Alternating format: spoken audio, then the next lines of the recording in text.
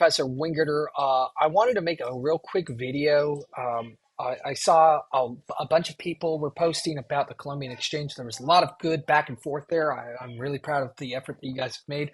Um, Everyone's done a great job so far, but one of the things I wanted to highlight, definitely I would have done had we been meeting face to face, was in regards to the Columbian Exchange, one of the things that we really focus on here is sort of the inequalities that the people of Europe have this massive technological advantage over, say, the people of North and South America and the Caribbean here and in Central America, and how the Europeans were able to have sort of access to that advanced technology as compared to their neighbors to the west.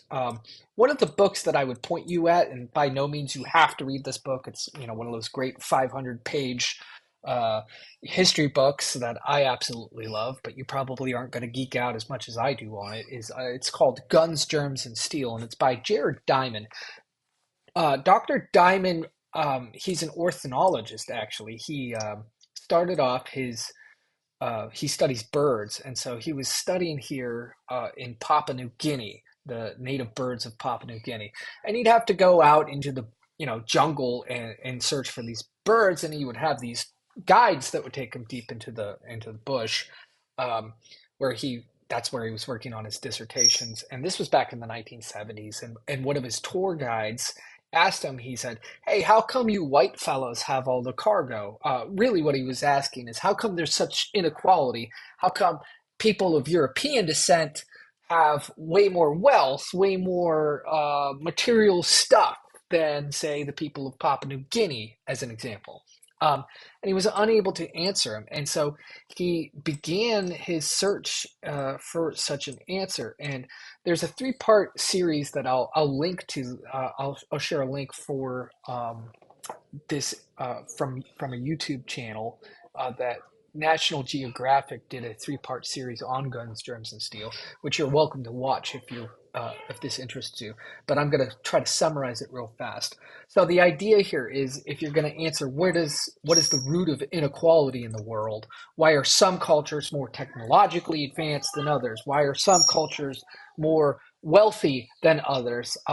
You have to go back to a point in time where everybody in the world basically was completely equal in all ways, uh, you know, materially speaking.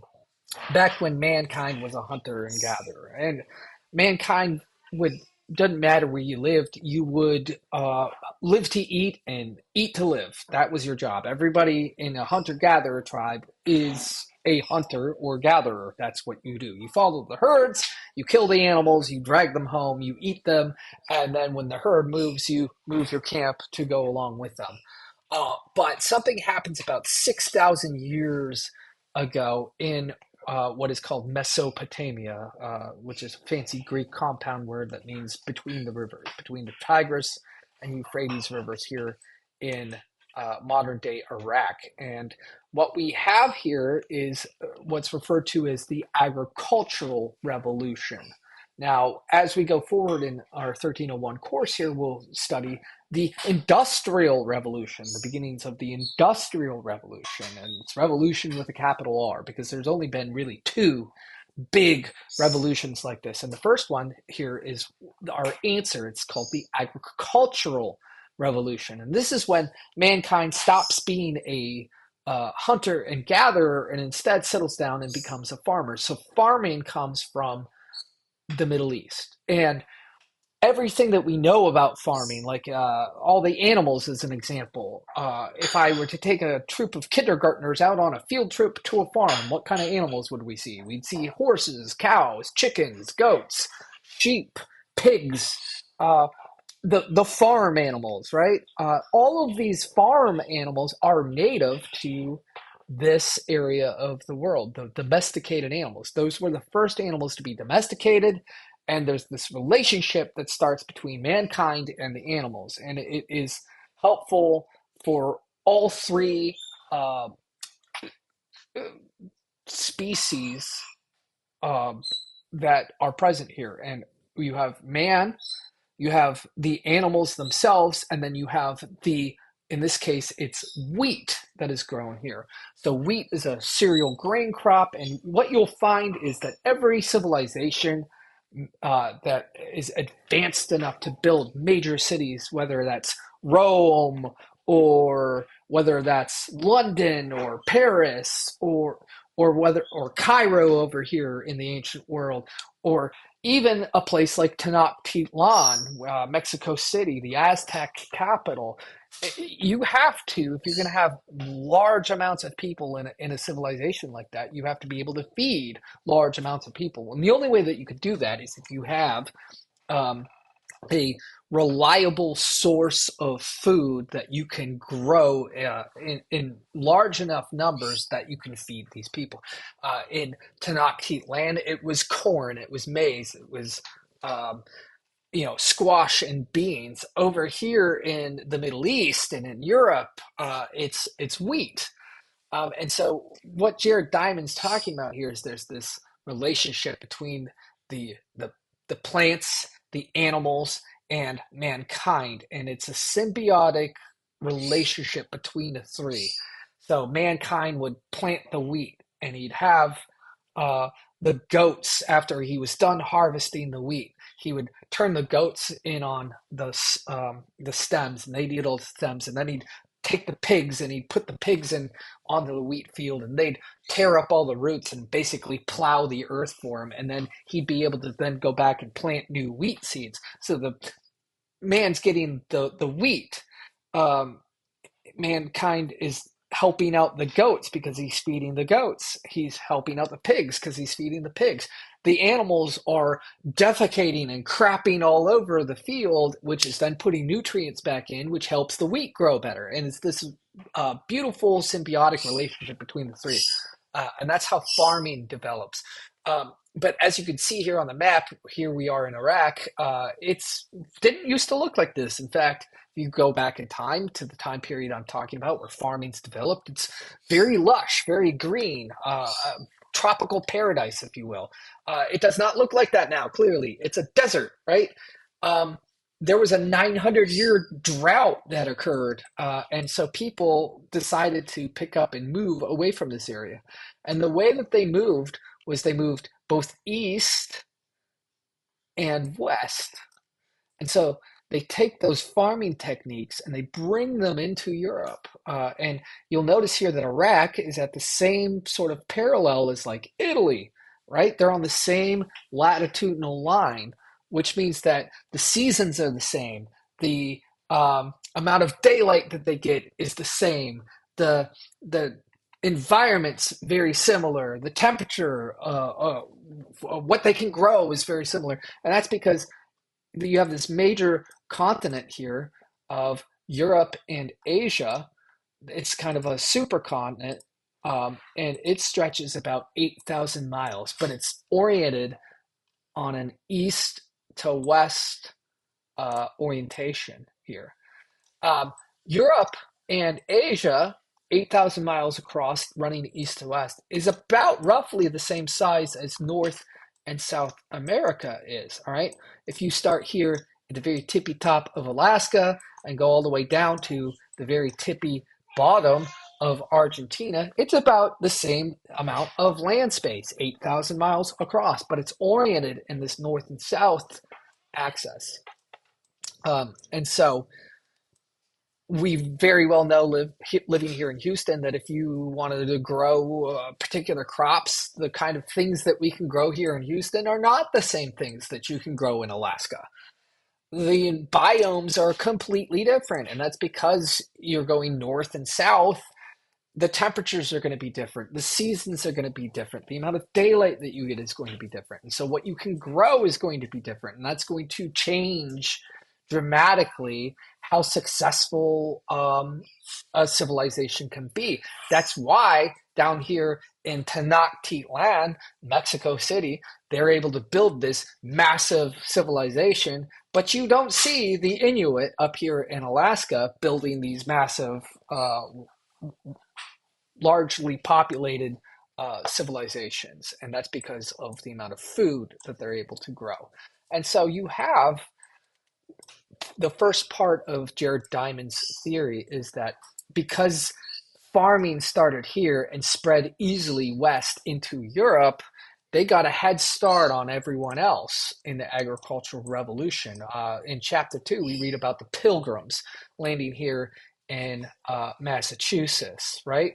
And they rely on the Narragansett Indians to help them learn how to farm here along the beach.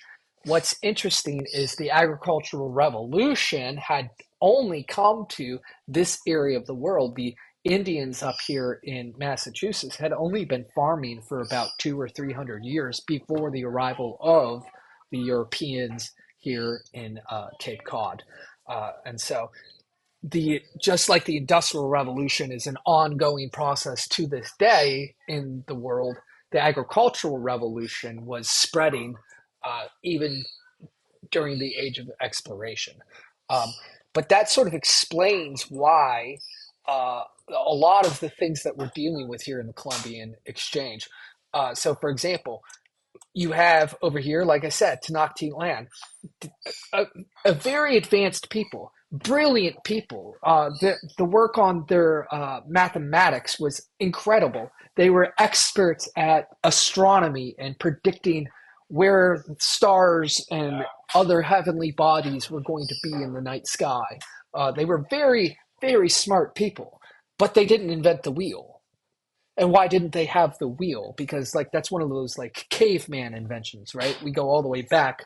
You know, the Flintstones had the wheel. Why didn't the Aztecs have the wheel, or the Mayans before them, or the Olmecs before them? Why didn't they have the wheel? Well, they didn't have a domesticated animal large enough to make inventing the wheel worth it. They say that necessity is the mother of all invention, but they didn't have a need for a wheel because they didn't have horses, they didn't have oxen, they didn't have cattle, nothing large enough to even pull a cart here in Mexico City. So they never invented the wheel. It wasn't because they were stupid, it's because they didn't have a need for it, really. Um, they didn't have the domesticated animals that you have over here. If you make a list, and Jared Diamond points this out, if you make a list of the largest domesticated animals on planet Earth, 13 out of 14 of them come from the Middle East.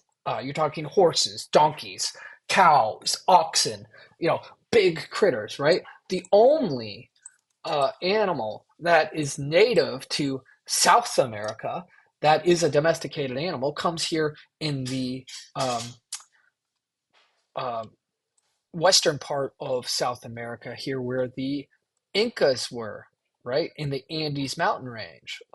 And that animal is the llama.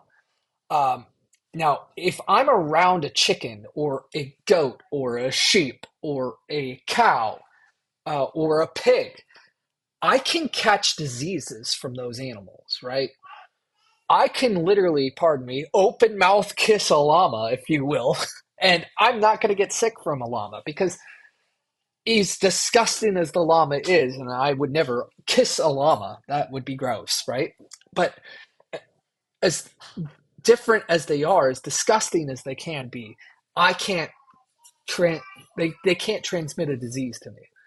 And so that is one of the things that when we talk about smallpox, why so many people here in North and South America died because their immune systems were just not accustomed to the kind of super germs that people over in this part of the world had been, because they were around animals for thousands and thousands and thousands of years that they could catch diseases from, which made their immune systems stronger and able to handle those diseases better than the people that were over here that had no immunities whatsoever built up in their immune systems towards those kinds of diseases.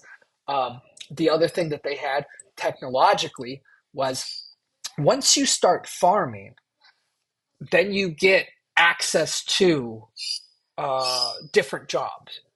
When we're hunter gatherers, everybody is a hunter gatherer. But once we become a farmer, not everybody has to be a farmer, right?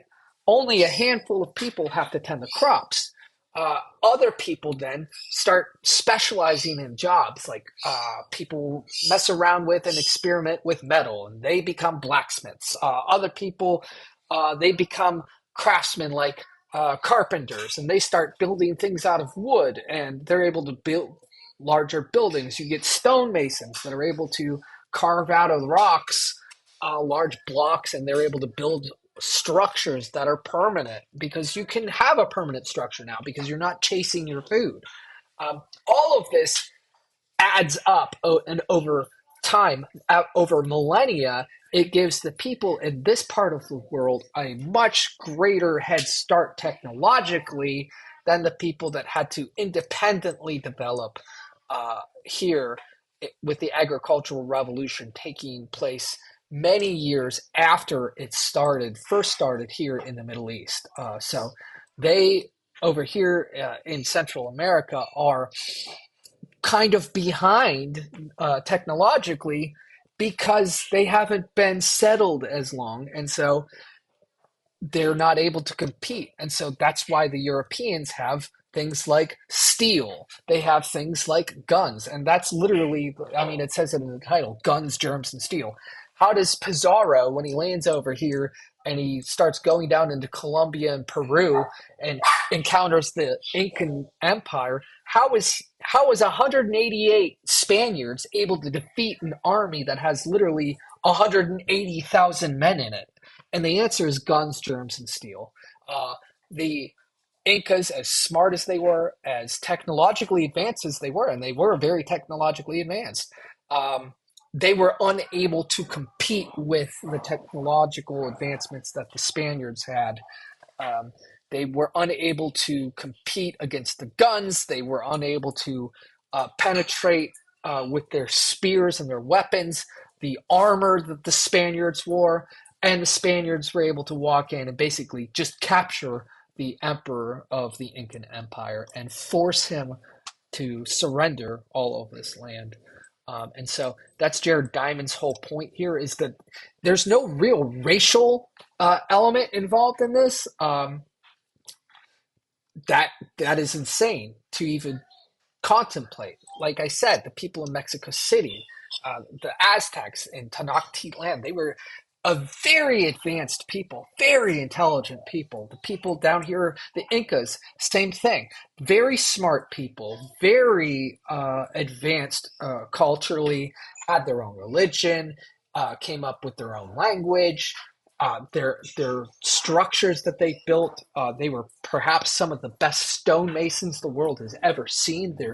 Their buildings are still standing to this day. It's incredible to see. If you ever get a chance to go down to Peru and see like someplace like Machu Picchu, it's astounding what they were able to accomplish. They weren't stupid people, but they were defeated because basically the Europeans had geographic luck. And that's where he argues is the source of inequality. It comes from the fact that we first get farming here, and because Europe and Asia is geographically on an east to west axis, ideas, uh, technology, uh, agricultural methodology, the way that we farm, all of those stuff spreads easily east and west. It's much harder to spread stuff north and south. And so I thought I'd make a real quick video, see if I could whet your appetite and check out the Guns, Germs, and Steel National Geographic documentary. I would focus on episode 1 and 2. If you had to pick just one, I would focus in on episode 2, part 2, which talks about how Pizarro was able to conquer the Incas. It is um, very important to understand, I think, some of these concepts, which is why I'm making the video. Um, if we were in a face-to-face class, we'd definitely be talking about this. So I thought I'd drop this video. You by no means have to go and watch these videos, but I think it would be very helpful for your knowledge and understanding. If you guys have any questions, let me know. I'll post the video or the link to the YouTube video in this post, and you guys can check it out if you would like to. Or even better than that, read the book if you have time. All right, guys. I will talk to you next time. Thank you.